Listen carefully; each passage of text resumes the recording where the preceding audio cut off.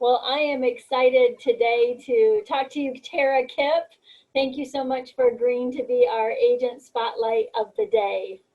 Well, thanks for asking me. You're very welcome. So just to get started, I want to tell us a little bit about what your role is right now in real estate. What my role is. Are you on a team? Are you an individual agent? Oh, yeah, no, okay. I'm on a team. I'm on the Orange team, and it's awesome. They're amazing. Jennifer and Lonnie are really amazing seasoned agents, and they know what they're doing, and they are incredible for guidance and helping me stay on track, which is great because I would easily get off track on my own. So. Yes, very good. Well, so you are an agent on a team is your current role. So let's go back. We're gonna dig into your career in real estate and understand what you've done and how you've achieved what you've achieved, and we'll talk about that in a little bit. So Tara, tell us how long you've been in real estate. Well, as a realtor, I'm a realtor for about a year and a half now. But in real estate, we've been investors for, I don't know, 20 years. All right, So, that's a difference, right? yeah, oh yeah. So what made you decide to go jump from being an investor to getting your license and deciding to build a real estate business where you're buying and selling for other people as well? Well, for years, I didn't want to be a realtor. I was like, oh, be a realtor. I'm like, no, no, no interest, no interest. And then Jen became our realtor for our investment properties. Mhm. And she was our realtor for, goodness, maybe 5 or 6 years. And she kept going, come be a realtor, come be a realtor. I'm like, nah, I don't want to do it. I don't want to do it. And as the market was starting to shift and the prices were going higher and higher, and investors, it gets tighter and tighter for investors. And Jen was like, why don't you come be a realtor? You'd really like it. So I started to explore a little bit more and then just made the decision. And I knew if I were going to be a realtor, I wasn't going to do it with anybody but Jen. She and I had worked together for so long. Our personalities are very different, but we work really well together. So I knew if I were going to do it, it would only be with Jen. And that's the way it worked out. Right, right. So beyond being a real estate agent for a year and a half and being an investor for 20 years, what's the rest of the makeup of your life? Who's in your family? What other roles do you carry? So we have 2 girls, and they are now 14 and 16, but we've homeschooled them from the very beginning. So I have always been a homeschool mom. Um, we have the real estate investments, which we still do, just not nearly as much. And then with the real estate investing, we also did a staging business. So we also have staging. So I wear a lot of hats. Yeah, so real estate agent, real estate investor, mom, teacher, stager, wife. Yeah, oh yeah, that's all in there. Others in there too. All right.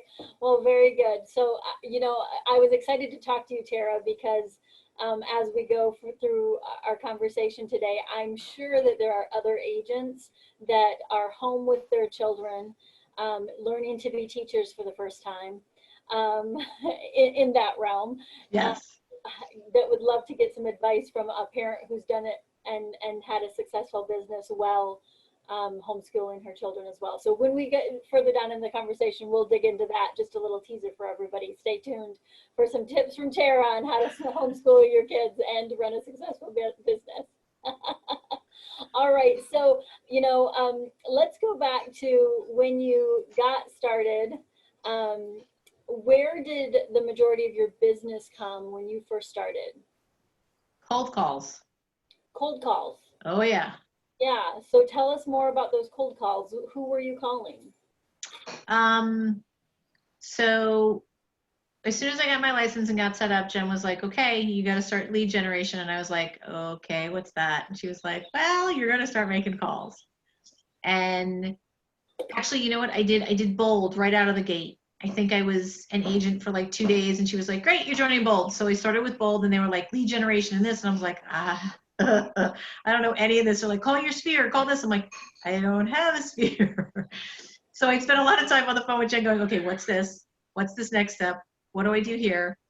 And that was sort of my introduction into starting to lead generate and cold call. So she set me up, and gave me a couple of scripts, and I was doing script practice anyways with Bold. So that was great because I had a lot of resources as far as scripts go to try out. And because I've been in sales before, previous lifetimes, I got on the phone and she told me to start calling expired listings, start calling for sale by owner. I started with expireds. For sale by owner was much more daunting to me at the time. So I just got on the phone, and I guess I'm more of a closer on the phone. So I would talk to somebody for like 2 minutes, like, okay, so when can we meet? And I got a whole slew of appointments right off the bat. And Jen was like, what are you doing? And I'm like, I don't know. I'm just getting a lot of appointments. But I hadn't been qualifying those appointments.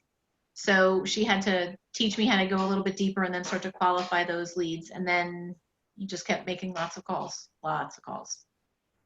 So let's dig in here a little bit. What did you do to start qualifying those leads? Well, to find out motivation, for an expired listing, how long was it on the market with the agent? I mean, we know some of that information anyways because we can see it, but how long were you out there? Did you have any offers? What was the experience like? Tell me, are you moving to somewhere else, or do you already have the home? Asking all those questions to dig deeper to find out, one, motivation, and two, what's their situation? Because we can see some of the information on the screens, what's expired, how long it was out there, some of the description from the realtor, but we don't know the backstory, and we need to know that. Right.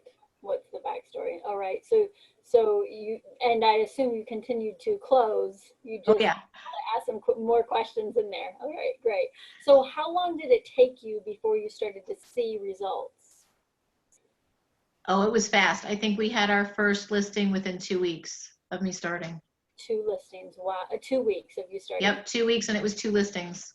So I feel like I'm remiss that I haven't told people what you've accomplished. So let me wet their whistle a little bit about why they should be listening to you and hearing what you did. Is that okay? I'm gonna celebrate you for a minute. Can you handle that? I don't know. You go ahead, but just take that all with a grain of salt. I mean, well, the thing is, Tara, it's just the facts. It's just the facts. In your first year, you were a first-year capper. You joined a team immediately. You came onto a team. You joined a team. You went to Bold. You were a first-year capper, and in your first year, your volume was 3,609,307. So you did over $3.5 million in your first year in real estate. So that is something that is a great stat to be proud of, to say, and thus you became the Rookie of the Year for the Gulf Beaches office. So congratulations on that for 2019, right? So this is why we want to talk to you, because you've had success in your first year, and other people can learn from those successes. And I'm sure you had some trials along the way as well. So oh yeah, most definitely. So you got your first listing within 2 weeks. What challenges have you overcome to get to where you are now? So I started off pretty strong and was aggressive, but cold calling was really hard. And I started to, the kids were always top priority. So I started off pretty strong, but then I started to fade out, and I switched my attention back to my girls, and they were the primary focus, and sales dropped off immediately. And my productivity changed completely. I would allow what was going on with them to diminish what I was trying to get done for work. So my scheduling started to fall apart, and that caused me to, I mean, it's an immediate pain reflex. I mean, you start doing what you need to do to lead gen and create, business for yourself, and it shows up pretty quickly. Right. There was a several month period where I was really focused on the girls because it was a transition. I mean, I had just decided I was going back to work and working a lot more than I had been. I mean, my own schedule had been mine. So typically when the kids were younger, I would work more at night and wait until their day was over. And then as I got older and I started doing real estate, I had to work during the day because most people are not answering cold calls at night. So I had started off a bit strong, but then I let, their needs take over everything, and I didn't have a good schedule. So that was a several month, very painful period. And Jen did a good job of kicking me in the butt too. She kicked me in the pants for sure. So take us through what, prior to the pandemic, what a day in your life looked like once you got your schedule back in line with a focus on obviously still your kids and your girls, as you call them, Yep. and on running a successful business. What was your schedule like during that? What was a day in the life of Tara Kipp look like? So typically, mornings would start pretty early, depending on what we had scheduled. I would work out or get the kids going with their school, focus on them to get them rolling and started with their day. And then my work stuff would start a little bit later, unless there was something really pressing that I had to deal with right off the bat. I would start my schedule a little bit later so that I could get them going with their schoolwork and get them organized and make sure that they were on track. And then I would start all of my work stuff later on in the day. So you flipped that, and you flipped the typical lead gen schedule. Did Yes. school first and then did lead gen later in the day. Yeah, and that seemed. What time period would you be lead generating then? Typically like 1 to 3, sometimes 12 to 2, just depended on the day. If the kids were, depending on their, because each day is different. They have classes that they do online. So when they had online classes, I could start doing lead gen earlier. When their classes were later, I would, flip off the schedule. So just knowing that I had to block a certain amount of time to get things done and making sure that I stuck to getting that done, I learned to be a little bit flexible with my days. Okay, so you created some flexibility yet structure within them. Yes. Okay, that's a good tip. That's a really good tip. Okay, so what else would happen in a typical day? Obviously, you want an appointment to get listings, or you would show houses to sell to buyers. So what else did you do to in a typical day before the pandemic? Well, let's see. My weeks were sort of divided. So every Monday is, my girls do speech and debate, and they do that on a national level. So every Monday we have speech and debate. So I'd either have to, Mondays were sort of out. That was one of my weekend days, or my Sunday, so to speak. So Mondays I would try and do as little as possible, just so I could be focused on what they needed, because I'd have to drive them to and from, and we'd have to be there. So then late Monday I would try and do any makeup that I needed to do, and then Tuesdays were typically, I'd start a little bit earlier because I had given up so much on Monday, and the girls, had classes on Tuesday, so I could start my work typically around 10:30 or 11, and then do lead gen, then do follow up on other stuff that needed to get done, whether it was listing paperwork or following up with clients. I'm still not great at spear stuff yet, but I'm working on it. And then try and wrap it up by 5, 6-ish, and it just depends. If I'm getting phone calls, I have yet to learn how to turn off my phone. So Jen and I were talking about that earlier today, because I was actually on a call yesterday. I went and showed a property on Mother's Day, even though I should have said, no, I can't help you. But I'm working on that. So I have to learn how to say no a little bit more. But especially during this time, I'm sort of not answering this question directly, sorry. No, you're doing great. When we're doing, because of the pandemic and because business is a little bit different, I'm trying to be more flexible with what people want when they want it, just because the nature of where we are right now. So I still have to learn how to say no, don't get me wrong, but I'm trying to accommodate as much as I can, because it is a weird market, it is a weird time, and I want to get my properties that are for sale sold for my buyers. So I do need to, as we get back to normal, I will need to reprioritize and keep my family first and say no, rather than just go, oh yeah, I'll rearrange my life. We could do that showing. It's that whole "we teach people how to treat us" conversation. Yes, exactly. Yep. Yeah. So since you're talking about it, what else has changed since the obviously you were already homeschooling your kids, so that wasn't a change for you. I remember early on I called you and we talked, and you're like, the same day as yesterday for me. Nothing's Yep. changed. So what has changed in your life? How has your business changed since the pandemic, beyond just being more flexible with accommodating your customers? Well, lead gen is much longer. I mean, whereas it used to be, 2 or 3 hours, it's now 4 or 5. I mean, it's the bulk of every day is lead gen. trying to keep track of what the market's doing, because it's busy, it's quiet, it's busy, it's quiet, and not letting that throw me. Because as soon as things get quiet, I'm like, okay, what's going wrong? What's going on? What did I miss? I don't watch the news. I don't pay attention to what's going on a daily basis, because that would just make me absolutely crazy, and it would paralyze me with fear, because there's a lot of fear that goes into that, and that's not productive. That doesn't help us step forward in business. So I try not to pay attention to any of that. But I mostly work from home anyways, so that hasn't changed. And I just try and, because I'm doing a lot more lead gen now, I try and take more breaks here and there, I have a tendency to, when I sit down, I don't move, and that's bad. So I try and get up and, walk around and look at the dogs and go outside and get some sunshine and then get back to it. Right. Giving yourself some breaks to move your body, come back. Yeah. And I love that you are actually doubling down on lead generating the amount of time. So how have your results been now that you are doing longer hours of lead generating?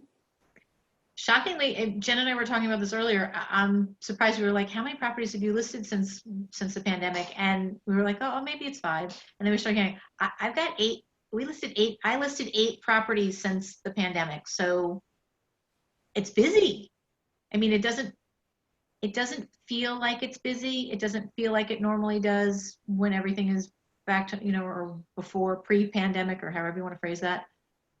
I feel like it's much quieter, but there's still a ton of work to be done, and there's still a lot of business to be done. I mean, we have properties that we put out there and they went immediately under contract. We have multiple offers. I mean, if you price it right and we have highly motivated sellers, there is a lot of business to still be done. Right.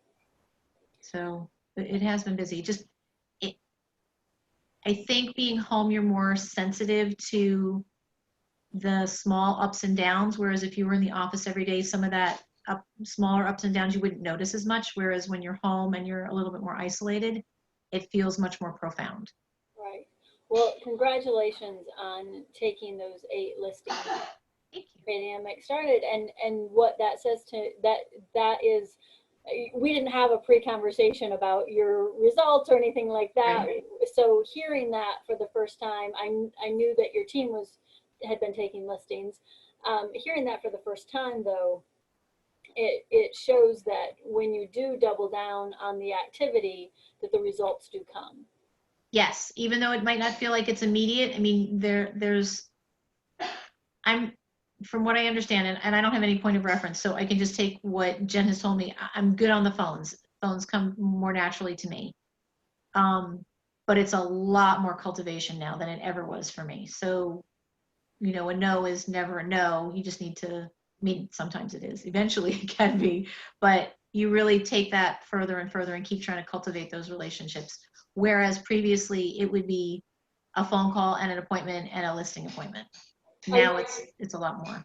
Yeah, it's taking a couple of more steps to nurture that. Absolutely. So are you primarily calling expireds right now, FSBOs? Who are you calling currently? Actually both. Because I'm spending so much time on the phones, I'm going through lists and lists and lists and doubling back and going through the same list again and again. And Jen's like, you gotta have another list. I'm like, I'll find another list. But yeah, I'm doing both. I like FSBOs are more apt to answer the phone, which is great, so that you can get to the conversation and find out what people are thinking and what their responses are, and then, deal with those objections. And this extended time doing lead gen, I'm getting much better at hearing the cues that are, whether they're a motivated seller or not. And I always double check with Jen when I feel like it's sometimes with a higher end listing, I'm like, okay, this is what they're telling me. She's like, move on. I'm like, okay, just wanted to double check.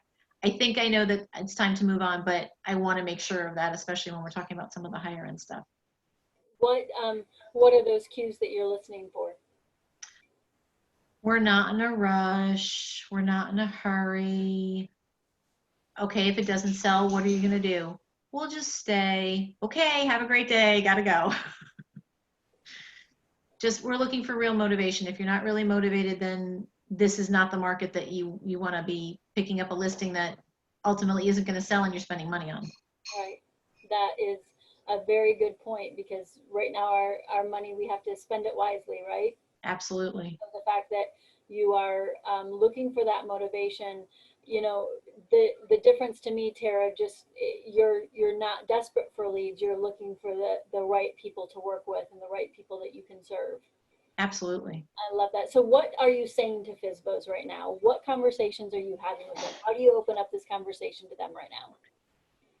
Well, I always start my conversations with how can I help? I'm a server at nature, so what can I do to help you? How can I help you get this property sold? And typically the answer is just bring me a buyer. I'm like, okay, so you're willing to work with a buyer's agent then, and you're offering commission. Can you tell me a little bit more about that? I'm curious, how long do you think you're going to wait before you decide to hire a realtor to list that property and get it sold for you? And then they sort of tell me a little bit more, and then we dig deeper, and I talk about whether they've had any showings, what kind of traffic have they had. They're like, well, it's really, really quiet right now out there. And I'm like, well, not always.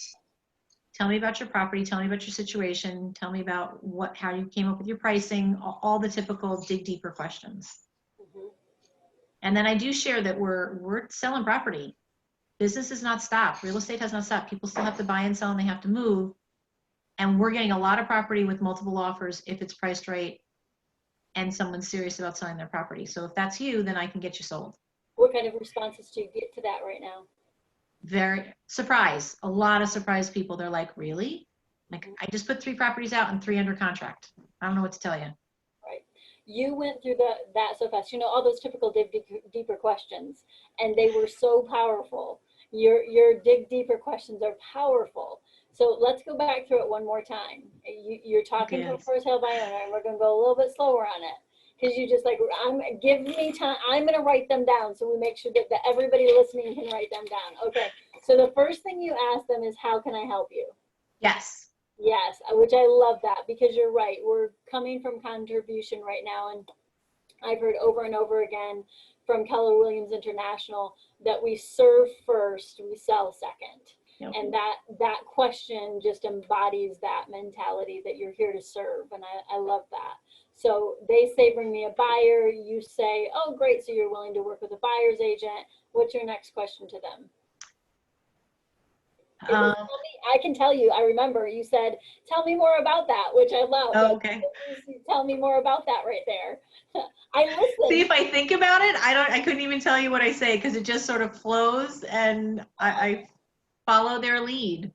I love that, though. That is a great, there's so many simple little questions, like tell me more about it. One of my favorite things that I learned on Bold Pivot was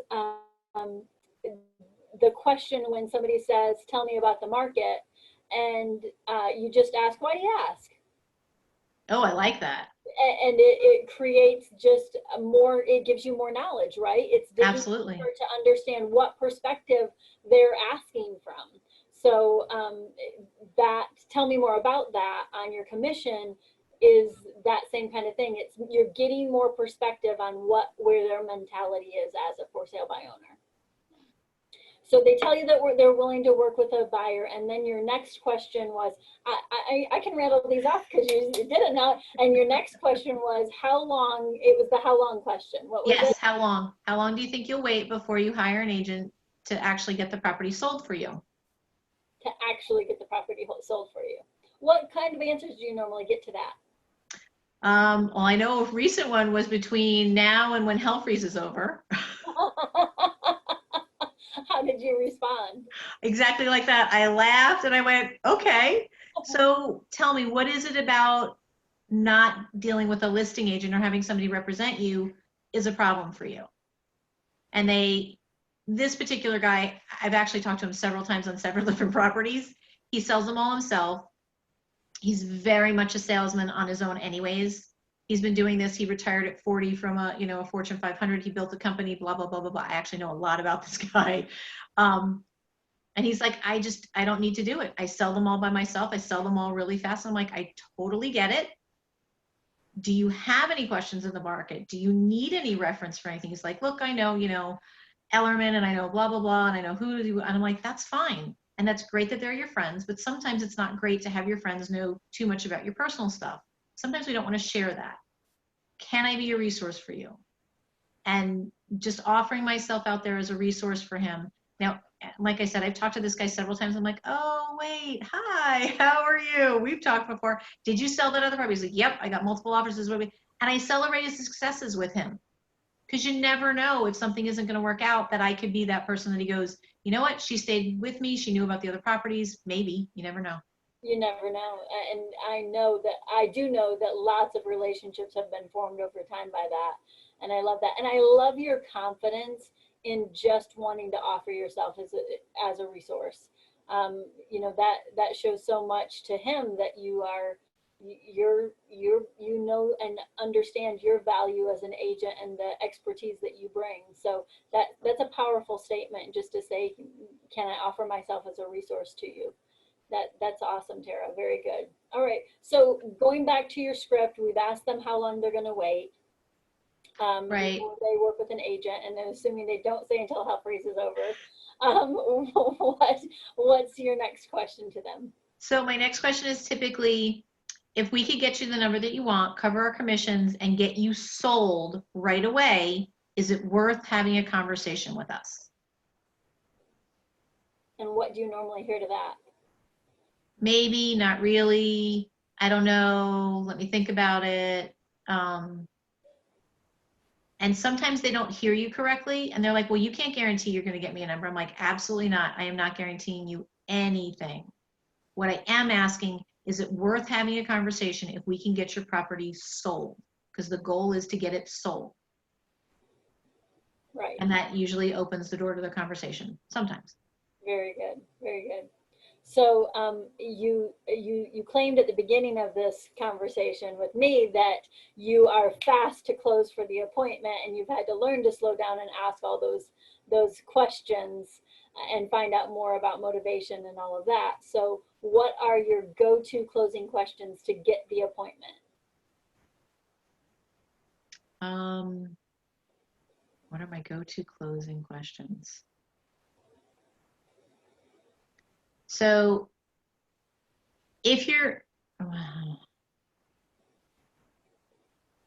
want to sell this property, I want to get it sold for you.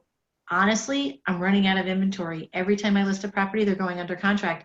I need more property to sell, and you want to sell your property, so I know I can get it sold for you. When can we meet? Does tomorrow at 3 o'clock work?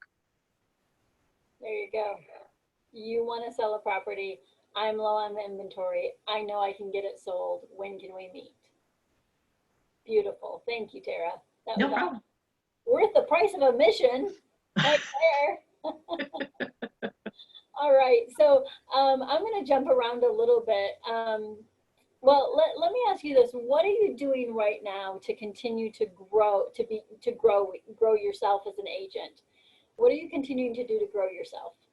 Well, I have to say that the Zoom videos or the conference calls are really, really helpful. I love hearing what other top agents are doing and what top teams are doing to just get, even a little snippet here and there helps me immensely. So I'll just take one nugget of information and go, okay, that's something I can use when I'm talking about the market or when I'm dealing with people on the phone, and this is where our trends are heading and the market is still constricting. I mean, all those kinds of things that help talk about and show that you are aware of what's going on in the market currently and are educated as to what's happening is incredibly valuable when you're talking to people, especially in this time. Right.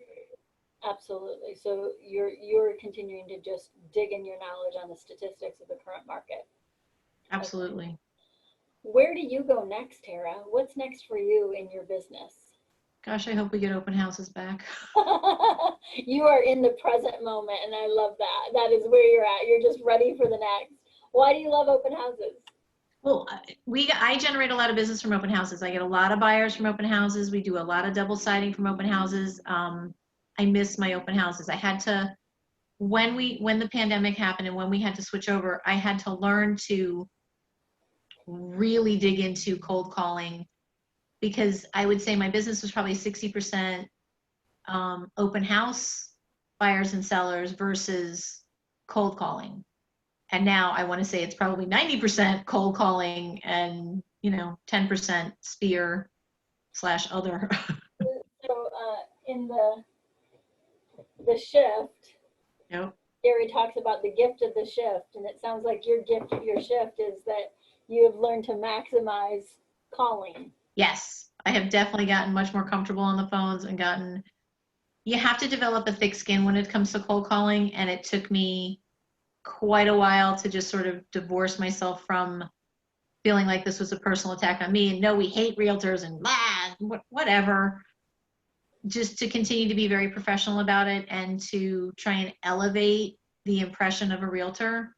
Like when someone says, you're like the 50th person that's called me, I'm like, I know, I am so sorry. And I can make all those phone calls stop. Let's just get a listing appointment.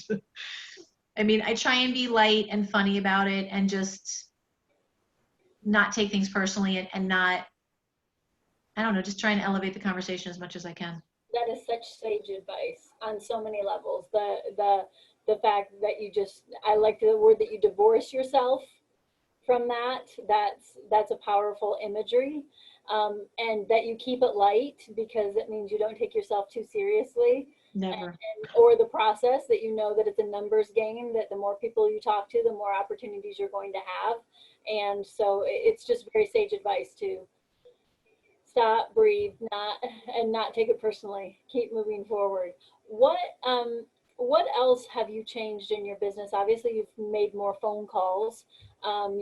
Because you're doing less open houses. What else has changed in your business because of the stay-at-home order?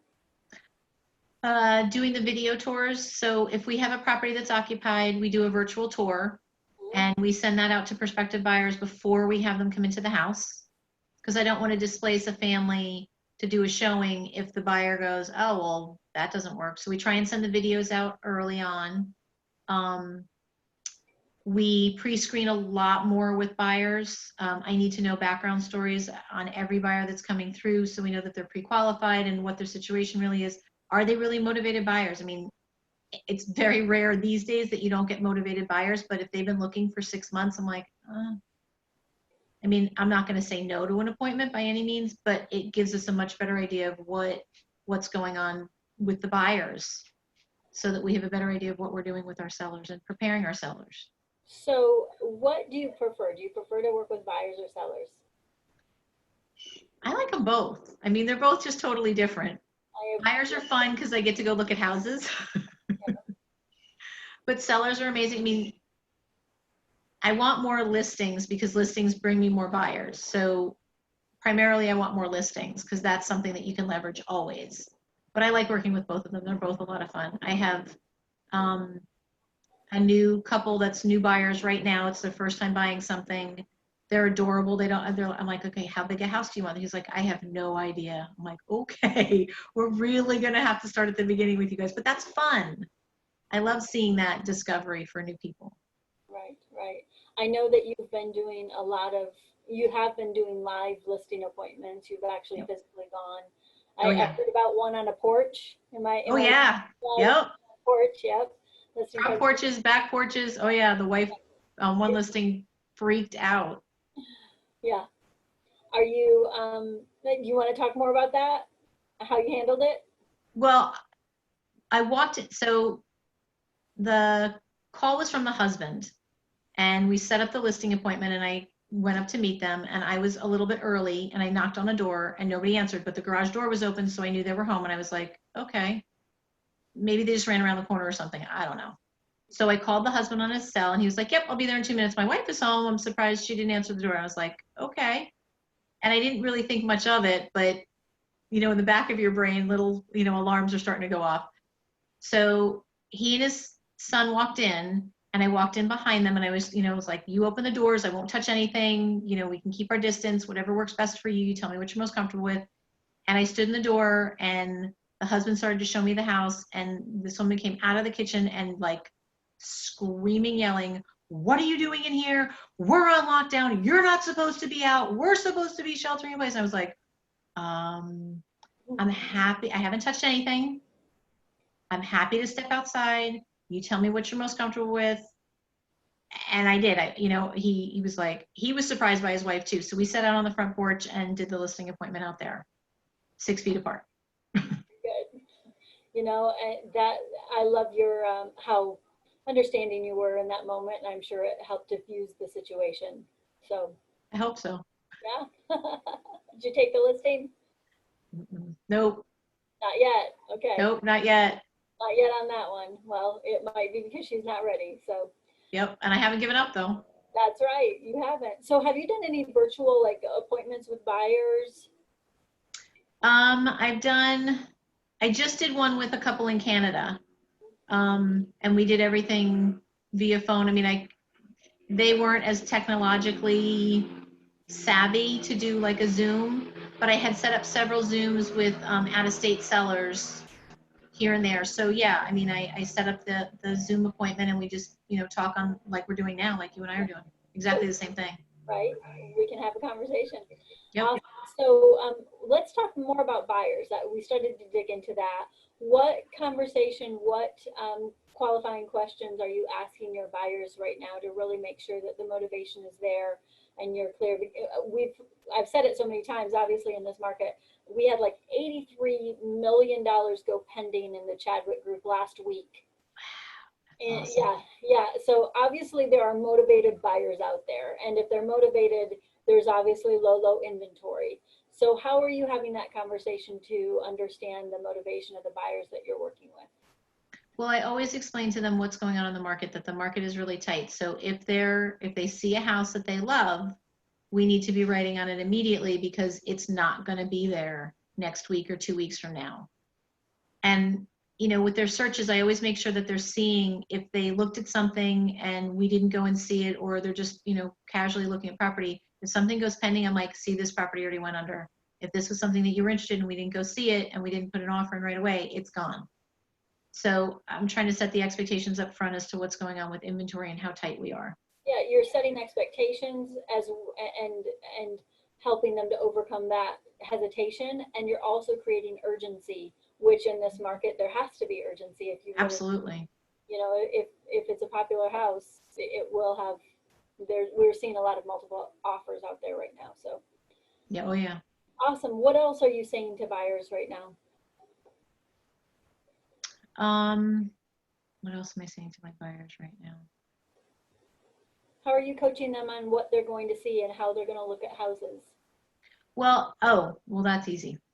If it's an occupied property, I asked the listing agent already when I schedule the appointment. I was like, look, can you make sure that the seller turns everything on, all the lights are on, everything is done beforehand. I don't want to touch anything that we don't have to touch. So please make sure everything is done for us before we walk in the door. We will touch as little as possible. And then I tell when my buyers are coming in, this is a vacant property, this is an occupied property, it's an occupied property. Do not touch anything. Tell me what you want to see, and I will be happy to open it for you. Right. If I could give everybody something to hold in two hands as they walk through every house, I would. That's a great idea. Let's do a bottle of water and I'm not sure. And hand sanitizer. Here you go. Hold them. We check to see if properties require masks and things. I have one listing that I have right now. They have a toddler, so they don't require gloves or a mask because they know I'm going to disinfect everything and I don't let anybody touch anything. But they require booties because the toddler is on the floor. So they're like, can you have everybody wear booties when they come in? I'm like, not a problem. We'll do it. Happy to do that. Right. So just depending on any listing that we're going into, we try and be really cognizant of what they need from us to keep everybody as safe as possible. Great. That's great. Thank you, Tara. And those steps and setting those expectations is what helps ease the peace of mind of the people who are listing their house for sale, and the buyers. They're also going into somebody else's house. So yeah. It just creates an opportunity to ease everybody's mind when there's a strategy in place on how they're going to be protected. So very good. Awesome. So let's go back to the beginning. Back to the very beginning. I have a song for everything, Terry. I don't know if you know this about me. Okay, what advice would you give yourself if you could go back to when you first started real estate? What advice would you give yourself? Oh, definitely. Get a solid schedule and stick to it. And get a tougher skin right off the bat. Awesome.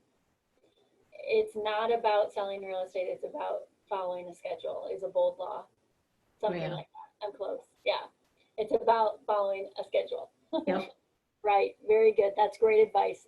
Get a schedule, stick to it, have tougher skin.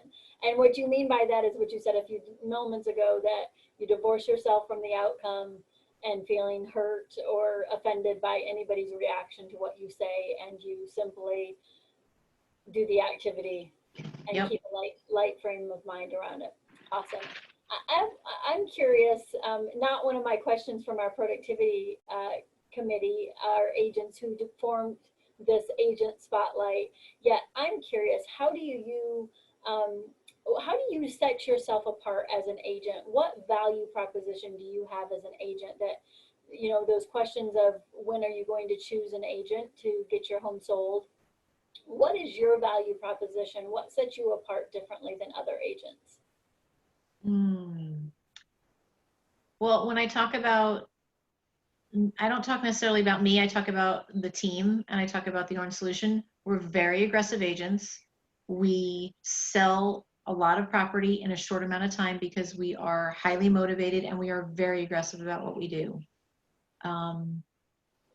I can assist sellers when it comes to staging or decluttering or making sure that their home can look the best that it can look for pictures and for selling, because the more attached you are to your home and the more personal and in your home you are, that sends a message to your buyers. And whether you realize it or not, it's an unconscious message that you're sending. So we talk a lot about those kinds of things, the messages that you're sending to buyers in pricing, in negotiating, in presenting your home. I love that. The messages that you are sending to buyers. Pricing, staging, and what? Listing prices and negotiating. And negotiating. I love that. That's a great script to use, the message that you're sending. It is a job for a psychologist, right? Being Oh, a real yeah. estate agent, so very Just good. way better than I am at that. Boy, she's fantastic at that. Well, you're learning from the best. Yes, I agree with that. So I'm curious, does the fact that you were an investor in real estate for 20 years prior to starting a business as a real estate agent, does that ever come into play as you're helping people buy and sell homes?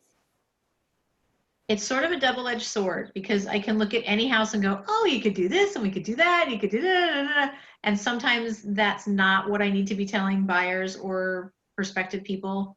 But it helps because I can see, especially when I'm working with buyers, I can see things that other agents might notice but not realize what it is. So pre-COVID, I had buyers and they were buying in the old Northeast, but they were first-time buyers, but their budget was very large, and they had picked a house that they really wanted. And I noticed some cracks on the exterior, and I went, so because it was close, I had my husband drive by. He goes, those are not just cracks there, honey. Those are cracks that go all the way around. Look over here, look over here.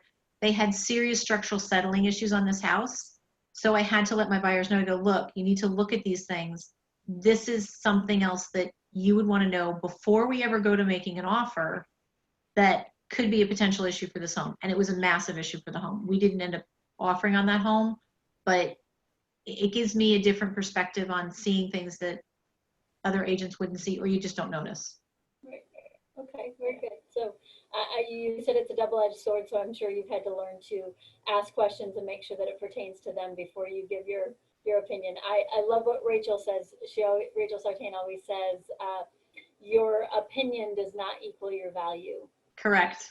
Yeah, it's not, our opinion does not matter. That's not our value. Nope. I love that what is your value is that you're aggressive agents and that you move fast to get their home sold. That is a powerful statement that certainly draws an accurate picture of how the Orange Solutions team works. So very good. So Tara, let's wrap this up with a really question that I love, and maybe it's the one we should start with. What's your big why? Why are you doing this? What dreams are this funding for you? Well, it's all about family. So it's really about taking care of the kids and doing the best that I can for them and for Stephen and I, and transitioning from full-time investors to full-time realtors. I mean, it's a big shift and change. Because he did just join you. He got his license and start as a real Yep. estate agent as well. Yep. He's just gotten his license now. We still have a couple of rehabs we're trying to finish off, so he's mostly focused on that, but it is a big shift and a change, and it's a lot of fun. I mean, I've been in real estate for so long in one way or another. I love real estate. I love seeing homes. I love seeing what we can do to help people. And like I said in the beginning, I like to serve anyways. So I love helping people realize their goals. So it's all a win-win for me. I mean, I get to help take care of my family and provide for us and fuel the girls' future primarily. I mean, I'm thinking about, higher education and the cost of schools and things. So, I figured that answer had to be in there somewhere. Oh, yeah. And what they want to do and where they want to go. And because they do speech and debate, we travel. So springtime is usually traveling for speech and debate, and that can be very costly. I mean, I'm traveling to Georgia and to Kentucky, and I mean, we have to travel for those things. So there's a big why there, for sure. Well, here's hoping our world opens up soon so that you can travel with your girls again. Yes. And I'm so excited to see your continued success as you, as an aggressive closing agent, goes forth and doubles down on lead gen. I can't wait to see the growth and what you have coming out of this. As the world continues to open up more and more and we get past this, I'm really excited to see how your results soar through this because of the fact that you continue to serve people while we were going through this. So kudos to you for that. And thank you for giving us some insight on, let me ask you one more question. Do you have any other insights for agents on how to take care of children, homeschool your kids, and run a business? Because I didn't ask you that directly. So any other insights that you can impart to the agents out there who have kids at home?